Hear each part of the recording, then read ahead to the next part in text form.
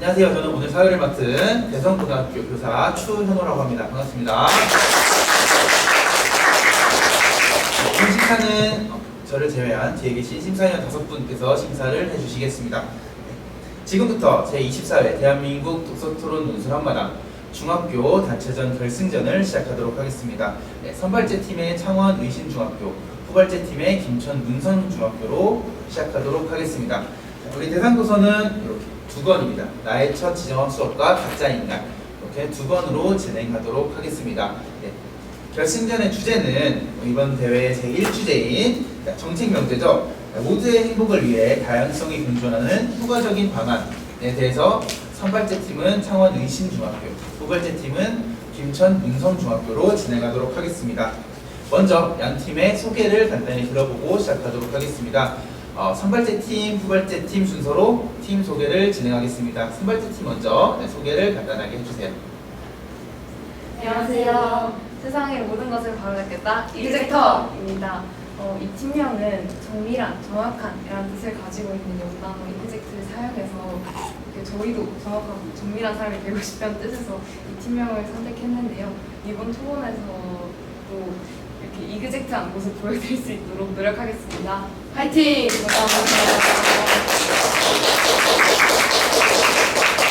네, 안녕하십니까. 저희는 경북 김천 문성중학교에서 온 BTS입니다.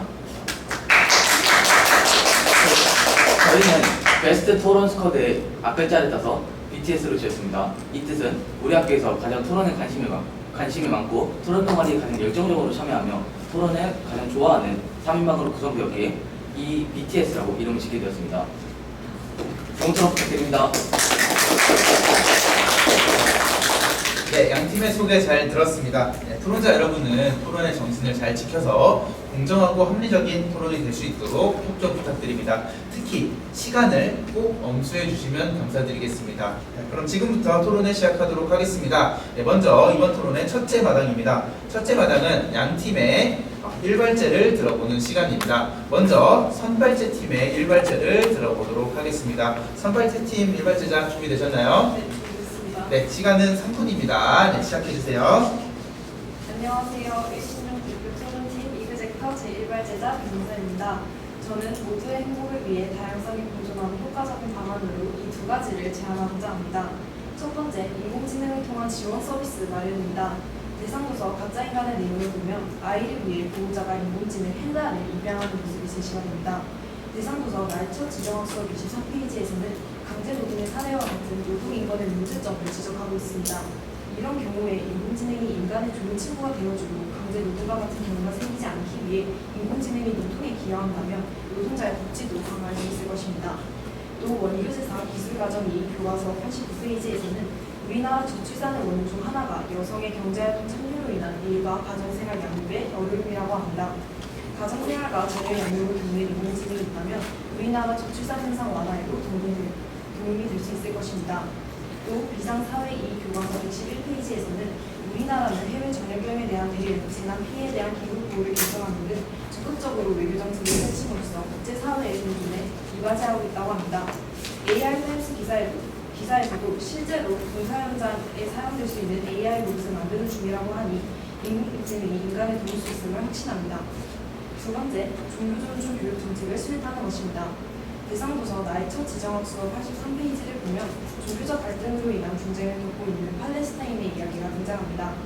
비상사회이 129페이지에서는 최근 외국에서 우리나라로 유입되고 있는 인구 이동이 활발해져 많은 외국인이 우리나라에 거주하고 있으며 국제 결혼으로 인한 다문화 가정도 늘어나고 있다고 합니다.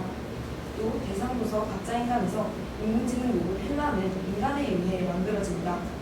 이렇듯 인공지능은 인간의 종교적으로 중립적인 생각을 지님으로써 종교적 갈등을 해결할 수 있습니다. 또 문화체육관광부가 실시한 2024 문화다양성 실태조사에서는 문화다양성 교육 경험 퍼센테이지가 21.7%에 불과하며 매우 저조한 실적을 보여주었습니다. 실제로 전남교육청 공식 채널에 따르면 독일과 인도네시아는 종교교육을 필수로 시행하며 종교를 존중하는 관점을 보인다고 합니다.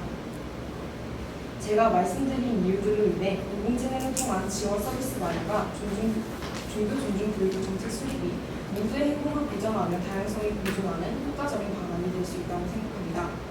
지금까지 의심중 대표 토론팀 이그젝터 제1발제자 변민서였습니다. 감사합니다. 네, 2분 35초 사용하셨습니다. 자, 그러면 이번에는 이에 대해서 후발제 팀의 반론과 선발제 팀 제1발제자의 재반론을 들어보도록 하겠습니다. 네, 후발제 팀 누가 먼저 발언할까요? 하겠습니다. 최영 발언자 먼저 시작해주세요. 먼저 발제자분의 발제 굉장히 잘 들었습니다. 첫 번째 주장에서 AI가 대신 일을 도와준다고 하셨는데 혹시 그럼 이에 따른 직업 감소에 대해서는 어떻게 생각하시나요? 발표론 감사합니다. 충분히 그런 노력을 하실 수 있다고 생각합니다. 하지만 저는 강제 노동이나 저출산의 원인 중 하나가 여성의 경제활동 참여로 인한 일과 가정생활 영위가 어려움이라고 했는데 이런 어려움을 겪고 있는 사람들을 인공지능으로 대체하는 것이지 다른 정상적으로 일하고도 어려움이 없는 사람들을 인공지능으로 무조건적으로 대체하자는 것이 아닙니다. 네, 알겠습니다. 다음 질문 제가 드리겠습니다. 인공지능을 통한 지원을 하여 다양성 확대시킨다고 하셨는데 그 안에서 인공지능 가사 도움에 대해 말씀하셨는데 맞습니까? 맞습니다. 하지만 그 중앙일보에 따르면 현재 AI가 인간의 통제를 회피하는 방법을 스스로 학습하며 인간의 통제에서 벗어나고 있다고 하는데 이렇게 된다면 인공지능 가사 도우미가 인간의 통제에서 벗어나 자기 멋대로 행동한다면 그 인간에게 피해를 끼칠 수 있지 않을까요? 네, 충분히 우려하실 수 있는 문제라고 생각합니다. 하지만 대상도서 가짜인간에서도 인공지능 이란 헬라가 인간을 어느 정도 도울 수 있는 모습을 보였기 때문에 이 점에 좀 더 집중해 주시면 감사하겠습니다. 물론 도울 수 있습니다. 하지만 제가 방금 말씀드렸듯이 AI가 인간의 통제에서 벗어나 2023년 동양신문에 따르면 한 AI 기술 테스트 과정에 AI가 사람을 속이면서 AI를 통제하는 킬 스위치를 무력화시키는 방법까지 학습했다고 하는데 이렇다면 AI가 사람을 공격하고 AI가 사람의 통제에서 벗어나는 상황이 생기지 않을까요? 네, 감사합니다. 2022년 넥스트 데일리에서 고위험 분야 인공지능 방지법 유럽연합 EU가 만들다라는 기사가 있는데요. 인공지능 기술의 발전으로 날이 갈수록 위협이 커지는 가운데 유럽연합 EU는 위험 분야의 인공지능 사용을 규제하는 내용의 인공지능 법안을 발표했습니다. 그래서 이 법안이 아마 지금 말씀해주신 그 우려되는 상황에 대해서 좀 더 완화할 수 있지 않을까 생각합니다. 2025년 6월 17일 대한일보에 따르면 현대 AI는 불투명성, 적응성, 위험성 등 때문에 기존 교육과 규범으로는 통제가 불충분하다고 하는데 그렇다면 규제만으로 통제가 되지 않는 거 아닙니까? 하지만 제가 말씀드렸다시피 지금 법안이 발표되었고요. 국제기구에서 법안이 발표되었기 때문에 세계적으로 이를 완화하려는 노력이 있을 것으로 생각이 됩니다. 세계가 같이 노력을 해서 말씀드린 내용을 말씀해주신 우려되는 내용 완화하려고 노력한다면 충분히 해결할 수 있는 내용이지 않을까 생각합니다. 네, 알겠습니다. 네, 제가 이어서 질문 드리겠습니다. 방금 전에 발제자님께서 하신 말씀에 대해서 이어서 질문하도록 하겠습니다. 자, 핵무기의 사례를 보시면 핵무기도 국제기구에서 핵무기를 쓰지 말자라고 결정했습니다. 하지만 전 세계에는 인도, 미국, 중국 등 전 세계 9개국이 핵무기를 보유하고 있다고 합니다. 이처럼 이 법제화는 효력이 없는 거 아닙니까? 이에 대해서 어떻게 생각하십니까? 네, 그렇게 생각하실 수 있다고 생각합니다. 하지만 그렇게 핵무기를 지금 사용하려고 하는 국가에 대해서 사실 국제기구가 어느 정도 제재를 하고 있고 어느 정도 경계를 하고 있지 않습니까? 이런 부분에서 법안의 효력이 있다고 생각합니다. 예, 알겠습니다. 다음 질문 드리도록 하겠습니다. 종교 교육을 의무적으로 실시하셔야 한다고 하셨는데 맞습니까? 네, 맞습니다.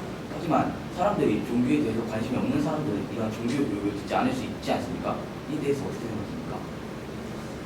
네, 그렇게 생각하실 수 있다고 생각을 합니다. 종교 교육을 의무적으로 실시하는 것에 대해서 종교에 대해서 관심이 없으면 그렇게 의무적으로 굳이 실시해야 하지 않아도 된다고 생각하실 수 있는데요. 하지만 제가 아까도 말씀드렸다시피 비상사회인 교과서에서 나와 있었다시피 저희 대한민국 사회는 다문화 사회로 발전해가고 있습니다. 같이 공존해서 살아가려면 종교 교육이 필요한 건 당연한 것이고 또 전남교육청 공식 채널에 따르면 독일과 인도네시아는 종교 교육을 필수로 시행하면서 종교를 존중하는 관점을 배우고 있습니다. 그렇기 때문에 서로 공존하기 위해서는 종교 교육이 무조건적으로 필요할 것 같습니다. 혹시 그에 따른 실효성에 대한 한국 자료가 있나요? 아직 한국 자료가 없기 때문에 제가 제안을 드리고 있습니다. 알겠습니다. 네, 제가 이어 질문하겠습니다. 그 중앙일보의 한 자료에 따르면 그 여러 학교에서 진행한 프로그램에 대해 학생들에 대한 설문조사에 50%가량은 기억에 남는 게 거의 없다고 했는데, 그렇다면 여러 학교의 교육만 봐도 아이들은 교육을 잘 듣지 않는데 혹시 종교 교육을 잘 들을까요? 네, 충분히 우려를 하실 수 있다고 생각합니다. 하지만 저는 인공지능을 통한 교육을 말씀드린 것이기 때문에 사실 인공지능은 우리 생활에 어느 정도 도입되어 있지 않습니까? 그래서 학생들에게 좀 더 가까이 다가갈 수 있고 접근성이 오히려 좋지 않을까 생각합니다. 네, 알겠습니다.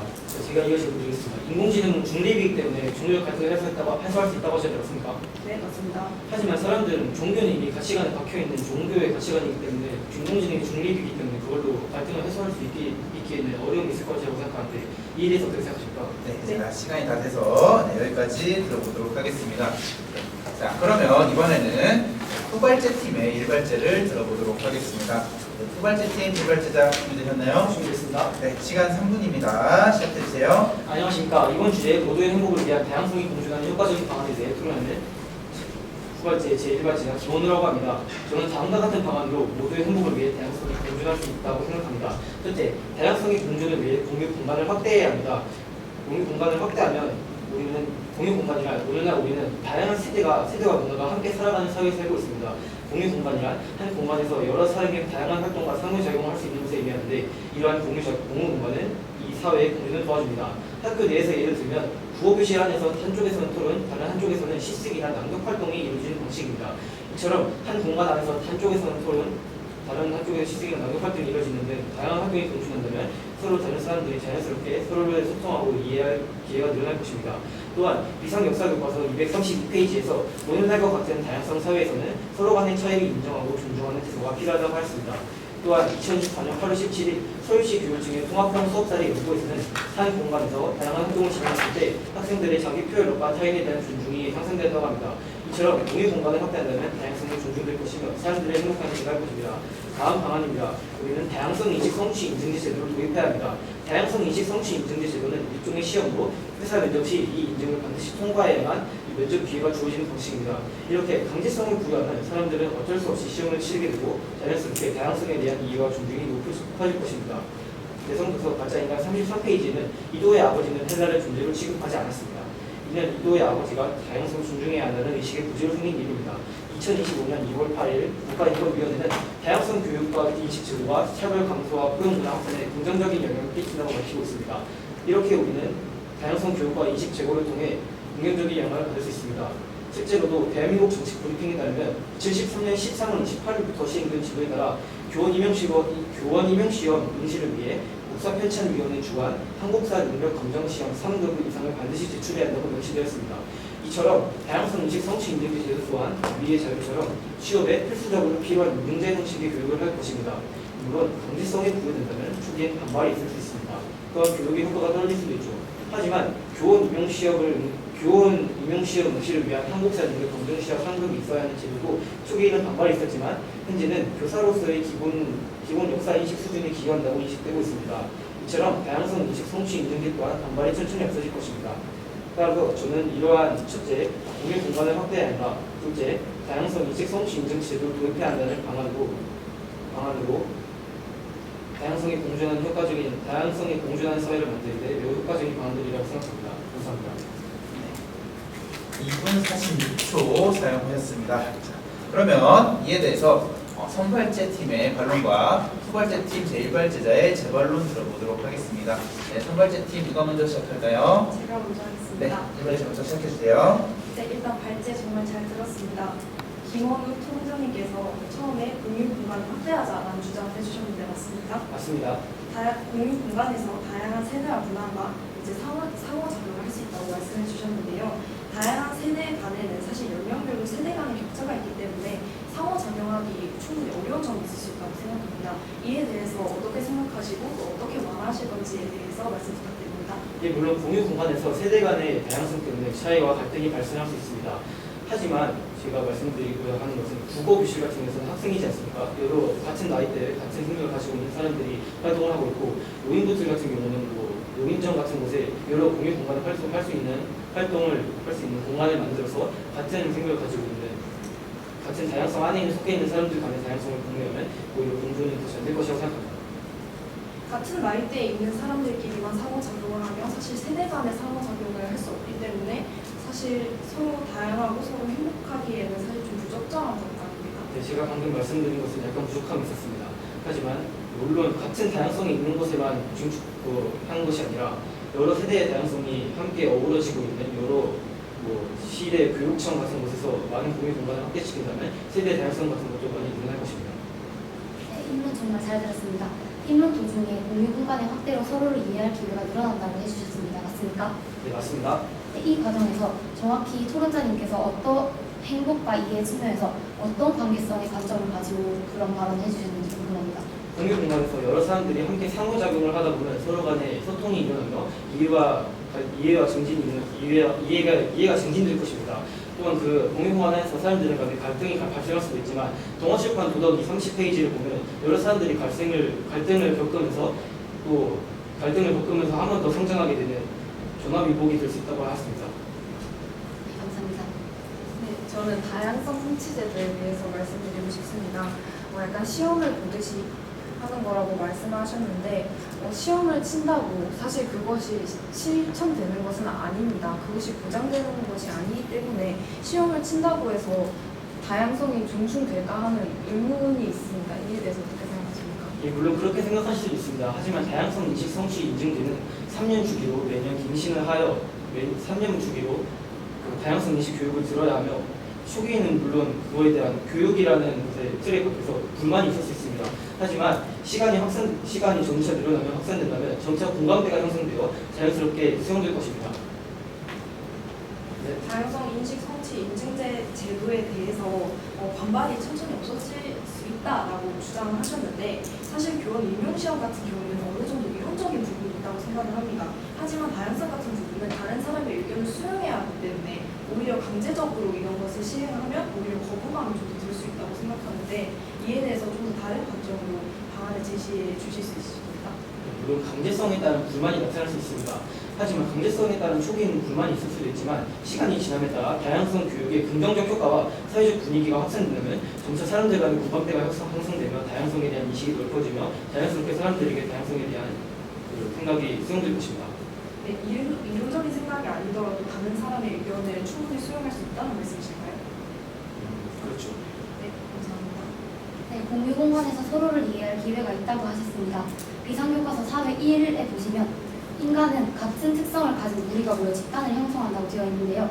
공유 공간에서 만난 사람들끼리는 이제 같은 집단을 형성하고 집단이 나뉘며 교류가 제대로 이루어지지 않는다고 생각합니다. 이에 대해서는 어떻게 생각하십니까? 예, 물론 그렇게 생각하실 수도 있습니다. 하지만 제가 앞서 발제에서 말씀드렸듯이 공유 공간이란 한 공간에서 여러 사람이 다양한 활동과 상호작용을 하며 여러 다른 사람들이 자연스럽게 소통하고 이해할 기회가 늘어남에 따라 여러 사람들이 소통을 하며 그에 따른 다양성이 증진될 것입니다.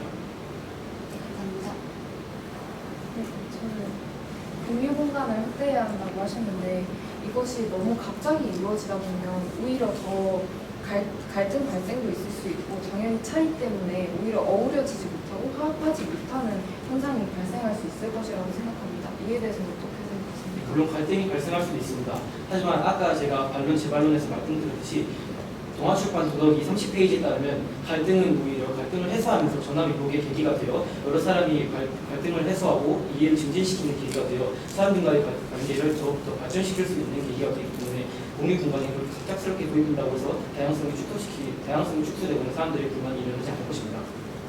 나의 지정 수업에서도 아직도 해결되지 않은 인종차별과 같은 문제가 제기되었는데 갈등을 해결함으로써 전화위복이 될 수도 있지만 그 갈등이 계속 이어지면서 약간 부작용이 일어날 수도 있지 않습니까? 네, 자, 시간이 지나서 여기까지 들어보도록 하겠습니다. 자, 이렇게 이번 토론의 첫째 마당을 모두 마치고요. 둘째 마당을 시작하기 전에 각 팀 전략협의 시간 2분 드리도록 하겠습니다. 전략협의 시작해주세요. 전략협의 시간이 모두 끝났습니다. 네, 이번 토론의 둘째 마당을 시작하도록 하겠습니다. 둘째 마당은 양 팀의 이발제를 들어보는 시간입니다. 먼저 선발제 팀의 이발제를 들어보도록 하겠습니다. 선발제 팀 이발제자 준비되셨나요? 네, 준비했습니다. 네, 시간은 3분입니다. 네, 시작해주세요. 안녕하세요. 의신중학교 대표 토론팀 이그제터의 제2발제자 임민아입니다. 지금부터 모두의 행복을 위해 다양성을 공존하는 효과적인 방안으로 두 가지를 말씀드리겠습니다. 첫째, AI 비생물 존재 다양성 교육을 실시하도록 해야 합니다. 도서 가짜 인간의 전반적인 내용에서는 인간들이 복제인간의 뛰어난 능력을 시기하고 두려워하며 이는 개구리 연못 효과의 이유입니다. 위키피디아에 정의된 개구리 연못 효과란 자신보다 뛰어난 사람을 보며 열등감과 시기를 자연스레 느끼게 되는 현상입니다. 이러한 열등감은 자존감을 낮추고 차이를 약점으로 생각하게 하여 다름을 위협으로 인식하게 만듭니다.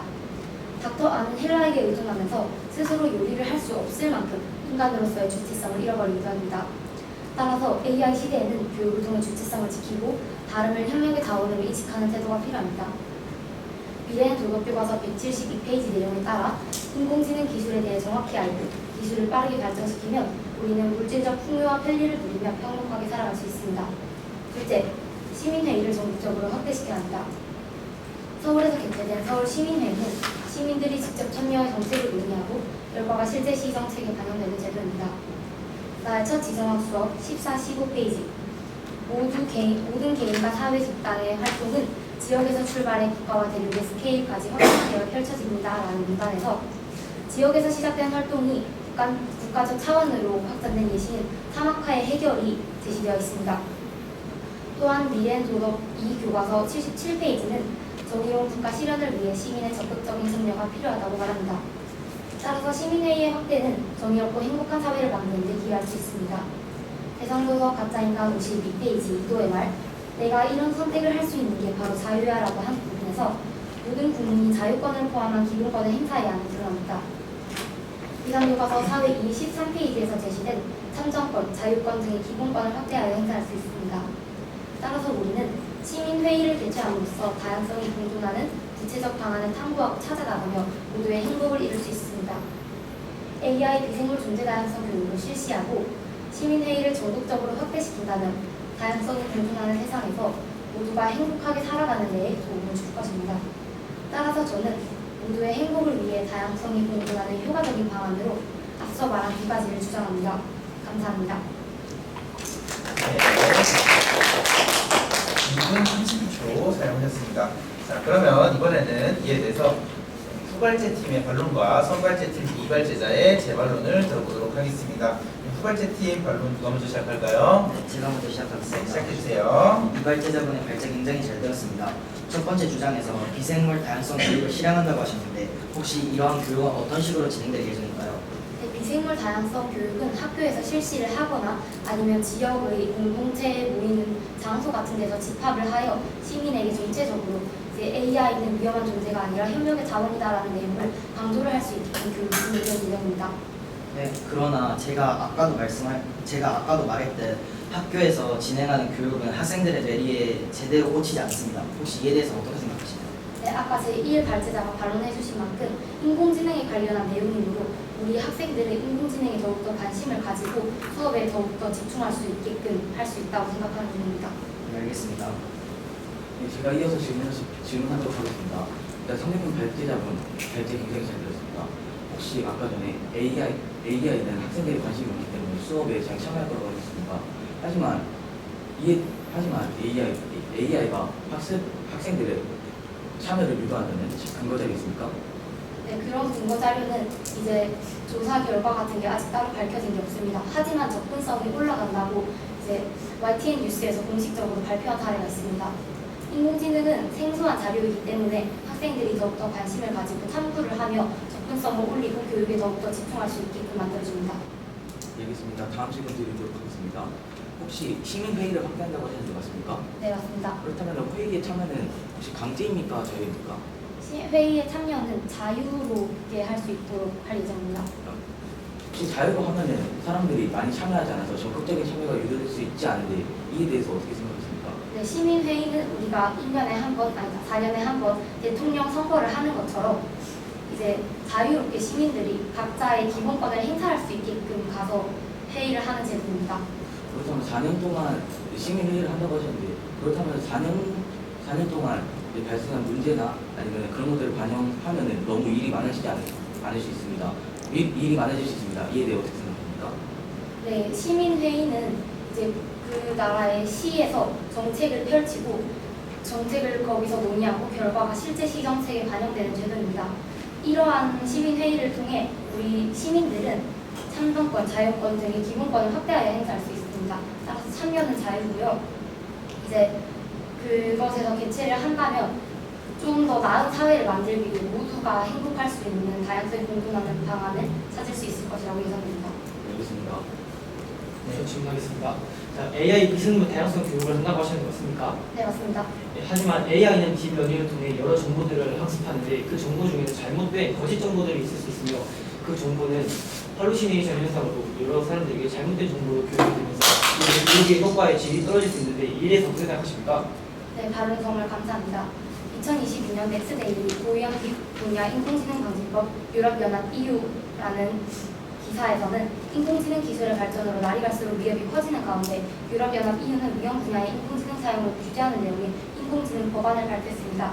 이로써 여러 나라가 모인 국제연합에서 이러한 문제점들을 해결하기 위해 노력한다면 인공지능의 인류 위협을 막아낼 수 있을 것으로 예상하고 오류나 그런 것들에 대한 제재도 어느 정도 진행될 것이라고 예상합니다. 이어서 질문하겠습니다. 오류가 저 줄어들 것이라고 하셨는데 그러면 AI 할루시네이션이 현상이 발생한 지는 벌써 1년이 넘게 됐는데 왜 그렇다면 그동안 AI 할루시네이션이 줄어들지 않았으며 여러 개발자들이 할루시네이션을 줄이려고 노력하고 있습니다만 할루시네이션이 줄어들지 않은 이유는 무엇일까요? 네, 사우디아라비아는 안드로이드 소피아의 로봇 최초로 시민권을 부여했습니다. 소피아는 인간의 감정 62가지를 얼굴로 표현하고 사람과 실시간으로 대화를 할 수 있는데요. 초에는 한국을 방문해 한복을 입고 안녕하세요라는 한국말로 인사를 보내기도 했습니다. 2년 전만 해도 소피아는 사우스 바이 사우스 웨스트 축제에 참여해 인류를 파멸시키겠다고 말해 논란이 되었습니다. 이후 사람들이 이를 노력하려고 개선을 해서 친구도 사귀고 아이도 낳으며 가족을 이뤄보고 싶다라고 소피아가 말한 사례가 있었습니다. 이처럼 인공지능은 인간이 개발한 것이기 때문에 인간이 무엇보다 인공지능에 대해서 잘 알고 인공지능의 오류점을 인간이 서서히 기술의 개발을 통해 이제 보완해 갈 수 있다고 말씀드리고 싶습니다. 인간이 AI를 통제할 수 있다고 하시는 것 같은데 종합연구에 따르면 한 AI 기존 테스트 과정에 AI가 사람을 속이면서 AI를 통제하는 킬 스위치를 무력화시키는 AI가 사람이 통제에서 벗어나는 모습을 보이고 있다고 하는데 이에 대해서 어떻게 생각하십니까? 네, 그것 또한 이제 기술의 발전이나 그런 것으로 보완이 가능하다고 저는 보고 있습니다. 예, 알겠습니다. 네, 제가 질문하겠습니다. 시민 회의를 전국적으로 확대한다고 하셨는데 이 시민 회의에서는 민폐를 끼치는 사람이 하나 둘씩 생길 수 있고 그로 인해 분위기가 저해되고 회의의 목표와 다른 방향으로 흘러갈 수 있는데 혹시 이에 대한 방안이 있나요? 네, 자, 시간이 다 돼서 여기까지 듣도록 하겠습니다. 네, 다음은 투발제 팀의 이발제를 들어볼 건데요. 네, 투발제 팀 주세요. 하고 시작하겠습니다.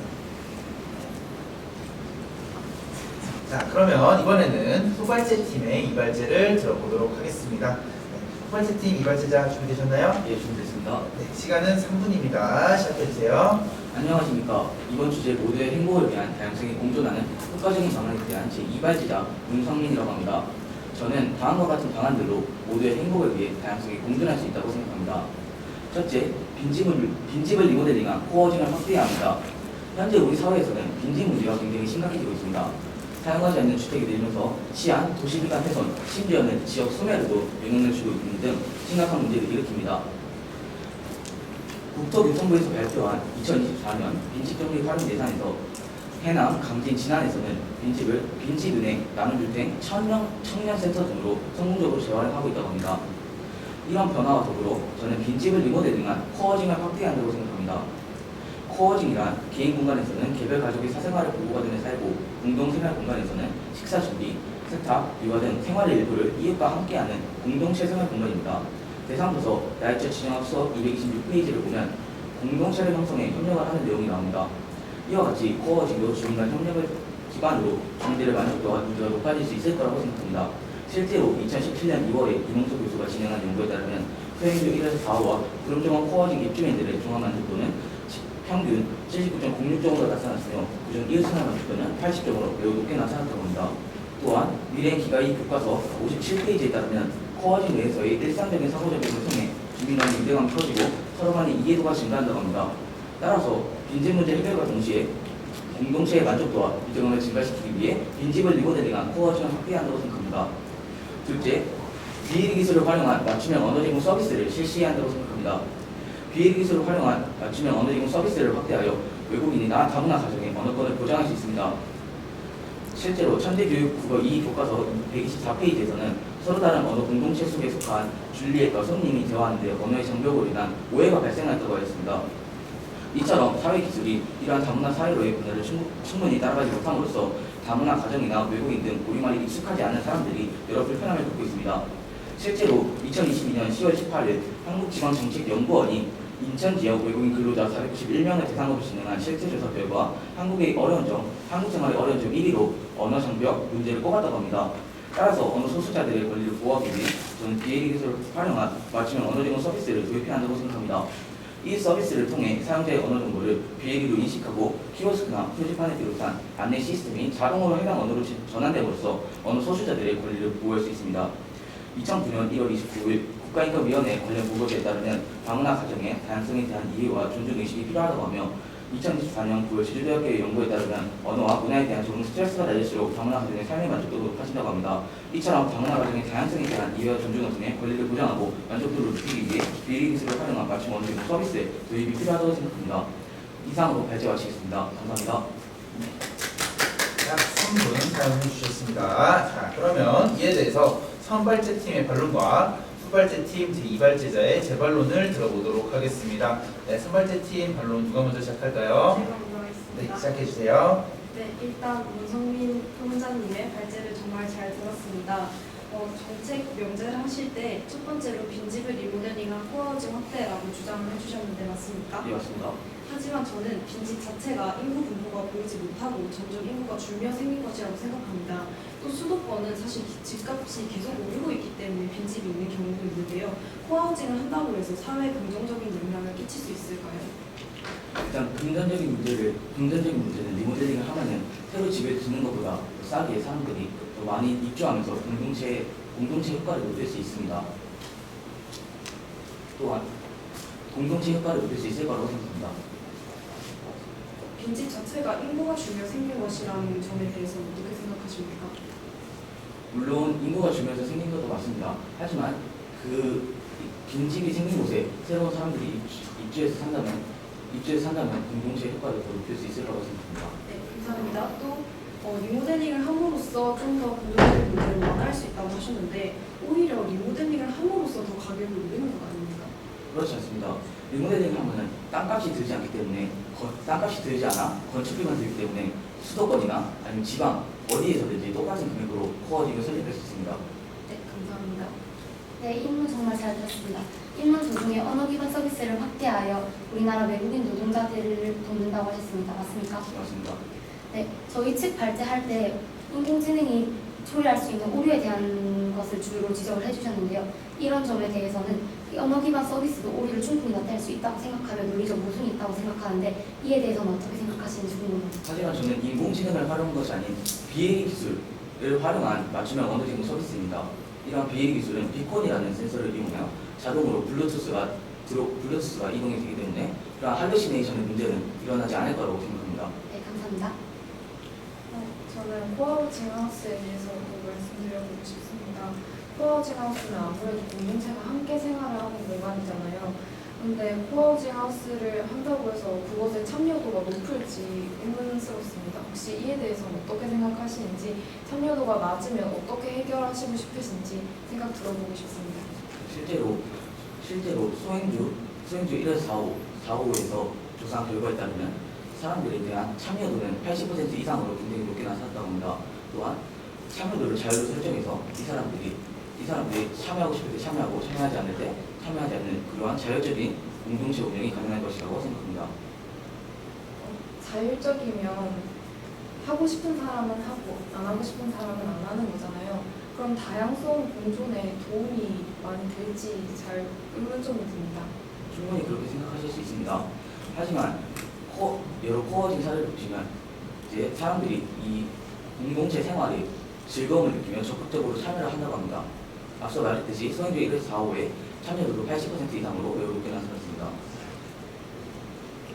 혹시 코어하우징의 사례에 대해서 한 번만 더 말씀해 주실 수 있으십니까? 소행주 1에서 4호와 그런 점은 있습니다.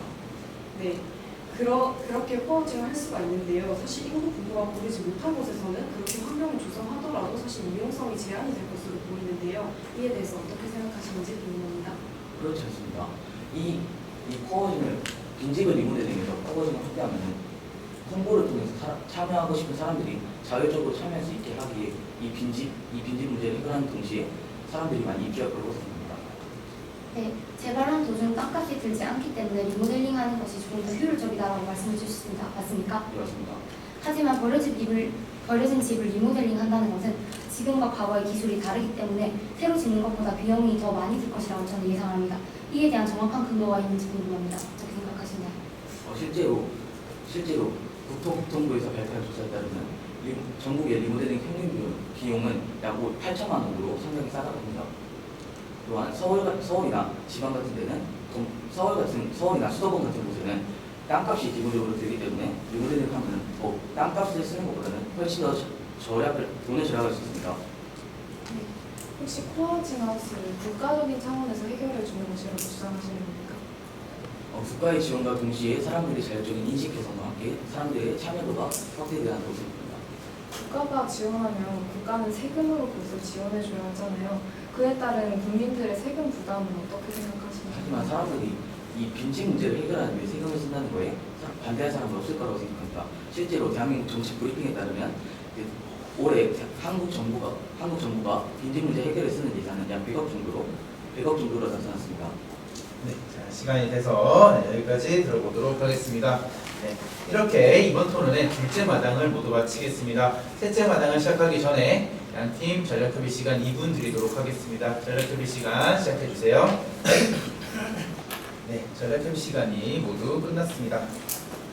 이번에는 이번 토론의 셋째 마당을 시작하도록 하겠습니다. 셋째 마당은 양팀의 최종 발언을 들어보는 시간입니다. 최종 발언은 반론과 재발론이 없습니다. 그리고 다른 발제와 달리 시간의 변동이 없어서 모두 최종 발언은 2분으로 진행하도록 하겠습니다. 시간의 변동이 없는 만큼 최종 발언은 30초 전이 아니라 20초 전 팻말을 들어드리도록 하겠습니다. 네, 이제 셋째 마당을 시작하겠습니다. 먼저 선발제 측의 최종 발언을 들어보도록 하겠습니다. 선발제 팀 최종 발언자 준비되셨나요?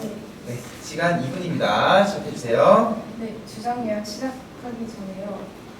저희 의견을 잘 경청해 주시고 또 바른 자세로 들어주시고 또 근거도 굉장히 많아서 저희도 이런 점에서는 저희가 좀 부족했구나라고 느꼈습니다. 하지만 다양성 성취제도의 주장 면에서 너무 강제성이 있어서 오히려 사람들에게 어울리지 않게 어색하게 다가가지 않을까 하는 의문점도 들었습니다. 지금부터 저희 이그젝터 팀의 주장 요약 시작하겠습니다.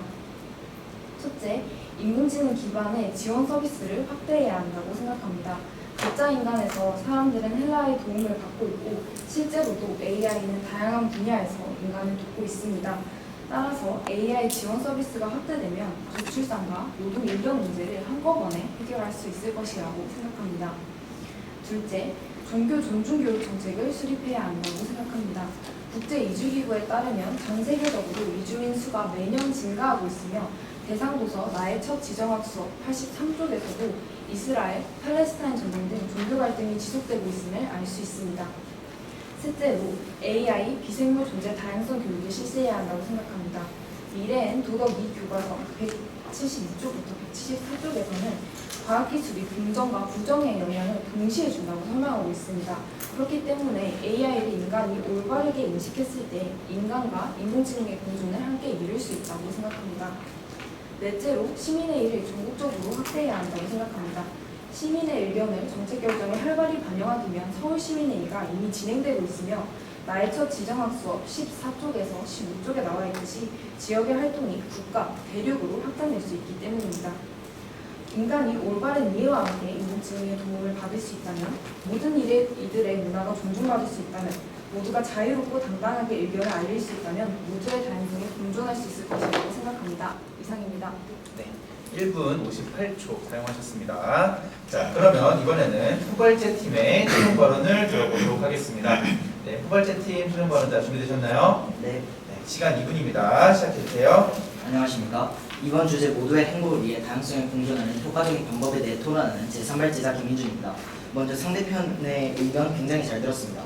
상대편께서 하신 발언 중 AI 지원 서비스를 마련해야 한다는 주장은 저희 또한 좋은 방안이라 생각하는 바입니다. AI로 여러 서비스가 제공될 수 있다는 주장이 흥미롭기 때문입니다. 그러나 종교 존중 교육 정책을 수립한다는 방안은 동의하지 않는 바입니다. AI는 중립적이기에 AI를 활용한 교육은 의미가 없다고 생각하고 무신론자들은 이에 대한 흥미 또한 사라질 것이기 때문입니다. 또 산발제자분이 말씀하셨던 BLE 제도의 강제성에 대한 것은 한국사 능력 검정 시험 또한 강제성을 부여하였지만 시간이 지남에 따라 여러 좋은 인식들이 늘어나고 있습니다. 그러면 저희 팀의 주장을 요약해드리겠습니다. 첫째, 공유 공간을 확대해야 하고 다양성 인식 성취 인증제를 도입해야 합니다. 둘째, 여러 세대가 함께 살아가는 코하우징을 형성해야 하고 BLE 기술을 도입해야 합니다. 공유 공간은 같은 한 공간 안에서 다양한 활동과 방식이 공존합니다. 한 공간에서 여러 활동을 진행한다면 공유 공간을 활용하는 사람들 간의 존중감이 증가할 수 있습니다. 또 다양성 인식 성취 인증제의 강제성을 부여함에 따라 여러 사람들이 자연스럽게 다양성에 대한 인식을 기르고 상호 간의 이해와 존중 또한 키울 수 있게 될 것입니다. 사생활을 보장하며 이웃들과 시설들을 공용하는 주거시설인 코하우징을 통해 이웃들 간의 유대감이 형성되고 모두의 행복을 증가시킬 수 있으며 BLE 기술은 사용자의 언어 정보를 인식해 자동으로 사용자의 언어로 번역되는 기술로 언어 소수자의 권리를 보호할 수 있습니다. 정리하자면 저희는 공간과 제도 양쪽에서의 실현 가능성 있는 방안을 제시했습니다. 공유 공간과 코하우징은 생활 속에서 다양성을 경험하게 하고 인식 인증제와 BLE 기반 언어 서비스는 제도적으로 다양성을 보장하는 장치입니다. 상대편의 주장도 충분히 귀 기울여야 하나 지금 이 자리에서 논의된 실제 적용 사례 기반의 저희 방안은 보다 현실적이고 지속 가능한 다양성 공존 사회를 만들어갈 수 있는 대안이라고 생각하는 바입니다. 이상입니다.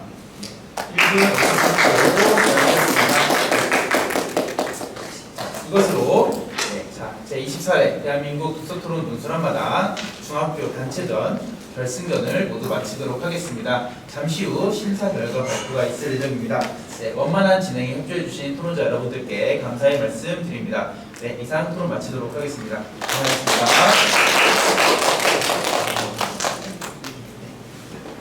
신혜선생님도 혹시 한 분이 취업 좀